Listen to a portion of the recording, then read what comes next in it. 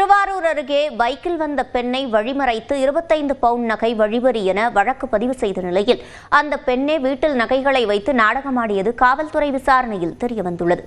விவரங்களோடு இணைகிறார் செய்தியாளர் ராஜசேகர். முழுமையான விவரங்கள். திருவாரூர் மாவட்டம் குடவாசல் அருகே எரவாஞ்சேரி புதுத்தெருவைச் சேர்ந்தவர் ஹமிதா பரோஸ்.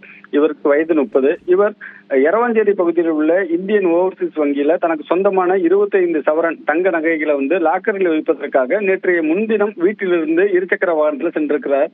அப்பொழுது வங்கியில கூட்டம் அதிகமாக இருக்கிறது. அதன் காரணமாக நகையை அடகு வைக்காமல் அங்கிருந்து வீட்டிற்கு திரும்பியதாக அவர் கூறியதால் அப்பொழுது இருசக்கர வாகனத்தில் வந்த பொழுது பிள்ளையார் கோவில் தெரு அருகே அவரை 2 நபர்கள் அவரை வழிமறித்து அவரிடம் இருந்த 25 சவரன் தங்க நகைகளை திருட்டிச் சென்றதாக எரவாஞ்சேரி காவல் நிலையத்தில் புகார் அளித்திருந்தார். அந்த புகாரின் அடிப்படையில் காவல்துறையினர் வழக்கு பதிவு செய்து விசாரணை நடத்தி வந்தார்கள்.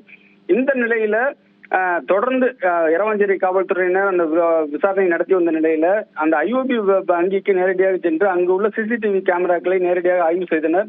அப்பொழுது அந்த வங்கிக்கு நேரடியாக அந்த பெண் வந்து சென்ற நிலையில அங்கு லாக்கருக்கு எதுவும் செல்லவில்லை. அங்குள்ள வங்கி ஊழியர்களிடம் அவர் எதுவும் பேசவில்லை. இதன் காரணமாக சந்தேகமடைந்து அவரிடம் நேரடியாக விசாரணை மேற்கொண்டனர். இந்த விசாரணையில் தற்பொழுது திடுக்கிடும் தகவல் வெளியாகி இருக்கிறது. இதில் என்ன சொல்லியிருக்கிறார் என்றால், அவரிடம் தொடர்ந்து எங்கள் வீட்டில் அதிகமான நகை இருந்துள்ளது, அதே நேரத்தில் நான் மற்றொருவருக்கு கடன் கொடுக்க வேண்டிய சூழ்நிலையில் 25 சவரன் தங்க நகைகளை அடகு வைத்து விடலாம் என்ற ஏற்பாட்டின் அடிப்படையிலே போனேன்.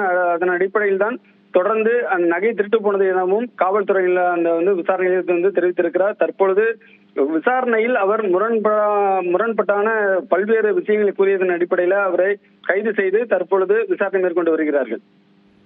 விவரங்களை வழங்கியமைக்கு நன்றி ராஜசேகர்.